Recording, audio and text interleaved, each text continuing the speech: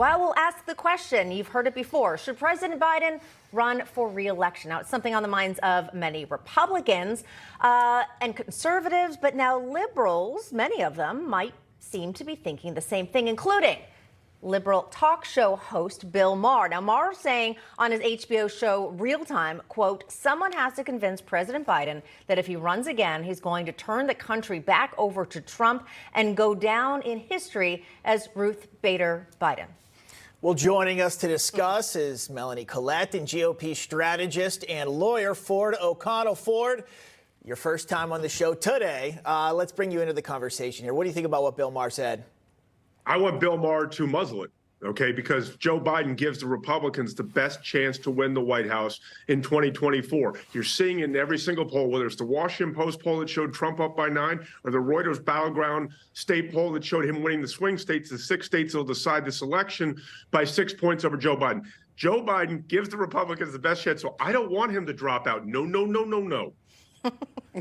Very funny. Are you sure? No. Okay.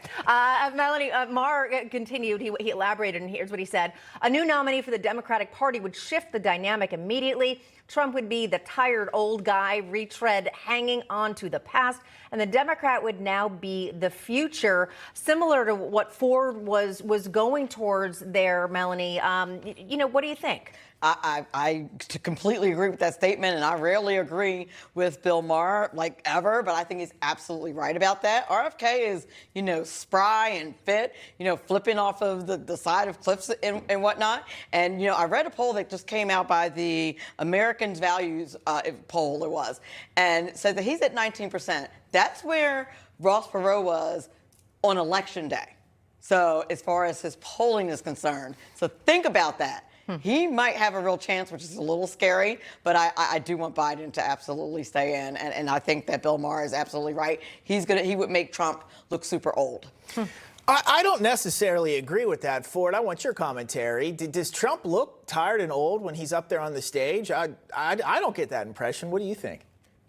He's as alive and well and as fired up as ever. I mean, you saw that today in the New York courtroom. Donald Trump knows exactly what the stakes of this election are. I think what's interesting here, what Melanie brought up, though, is if, in fact, Robert F. Kennedy Jr. decided to run as an independent. And that's what he's allegedly going to announce on October 9th. And if he gets in, particularly on the ballot in the 6 battleground states that are going to decide this election, I'm going to tell you right now, Joe Biden's political goose is cooked. Interesting. And, as you said, Ford, I mean, the buzz is that this 2024 presidential race could be getting even a little bit more complicated. And, of course, thanks to Robert F. Kennedy Jr., who we enjoyed speaking to and getting his thoughts right here on American Agenda. But listen to this about RFK Jr. Hi, everybody. I'm going to be in Philadelphia on October 9th to make a major announcement at the very birthplace of our nation. I'm not going to tell you right now exactly what that announcement will be. I can say, though, that if you've been waiting to come to one of my public events, this will be the one to come to. Yeah, Melanie, again, lots of speculation, but also around Robert F. Kennedy. I mean, he's been posting videos of how many pull-ups he can do versus the much younger guy, Vivek Ramaswamy. He did a backflip off of a cliff. He's done push-up challenges. He's a very smart guy, no matter what side of the aisle you are on. But some of his family members saying, if you do this and you run it as an independent, you will disgrace the family name of Kennedy. Your thoughts? Oh, stop. All that is just groupthink and pressure and bullying. You're not going to disgrace the family name, especially if you win. That same poll I read said that he could win. I don't believe that. I think Biden is absolutely toast, like Ford said. But I think that he shouldn't give in to that pressure. No one should. Do what you want. It's your life. His family, I'm sure, does what they want. Ford, do you think they're worried about a third-party potential candidate?